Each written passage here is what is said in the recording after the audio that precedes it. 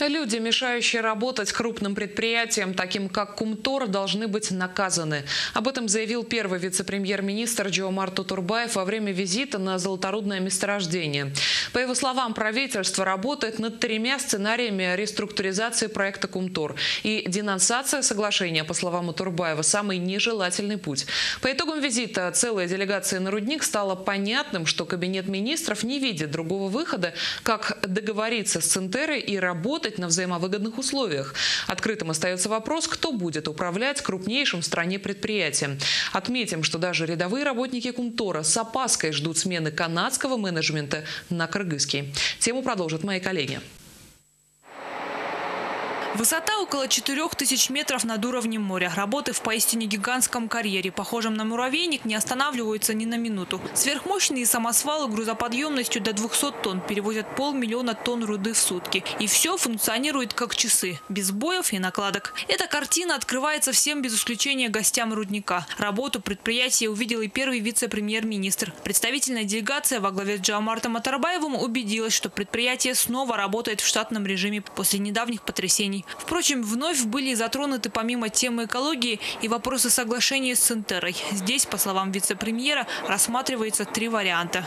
Это прежде всего выводы Госкомиссии о переходе предприятия на национальное налогообложение, на обычный формат, в котором работают все остальные предприятия. Вторая возможность – это потенциальный выход Кыргыз-Алтына из предприятия Центера и формирование на базе Кумтор Оперейтинг или Кумтор Голд Компани совместного предприятия. И третье – это, конечно, денонсация, которая нежелательна.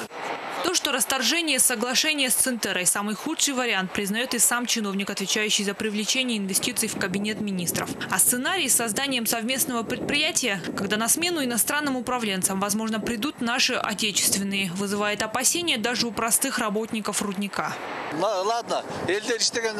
Ладно, народ сможет работать. И так здесь работают почти все кыргызстанцы. Только сверху нас должны обеспечивать всем необходимым. Соляркой, запчастями, всем необходимым. И управлять. Но если у нас возможность обеспечить полностью работу, не знаю, сможем или не сможем, у нас быстро могут все разворовать.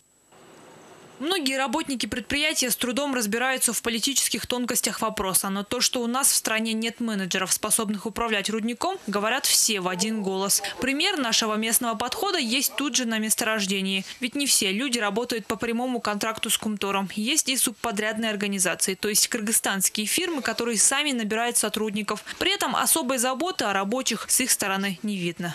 Разница в том, что у нас в одной комнате 6 человек лежат. А в Косовских комнате 2 человека лежат. Все.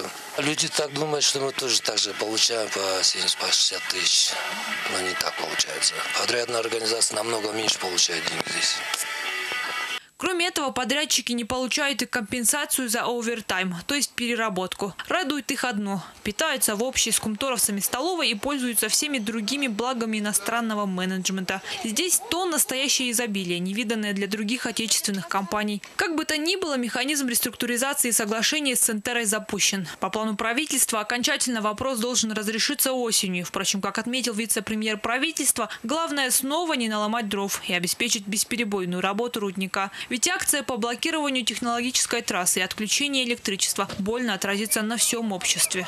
Недополучат бюджетники, не будут строиться школы, не будут ремонтироваться больницы. Ну вот об этом речь.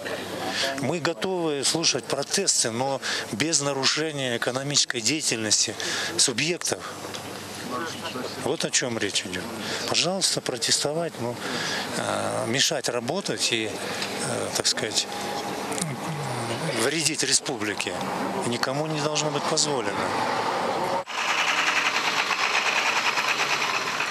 Тем временем руководство предприятия делает все возможное для выполнения ранее поставленных производственных планов. Если не произойдет нового сбоя в работе по политическим причинам или иным, то вполне возможно, что особых проблем с обеспечением социальных обязательств государственный бюджет не испытает.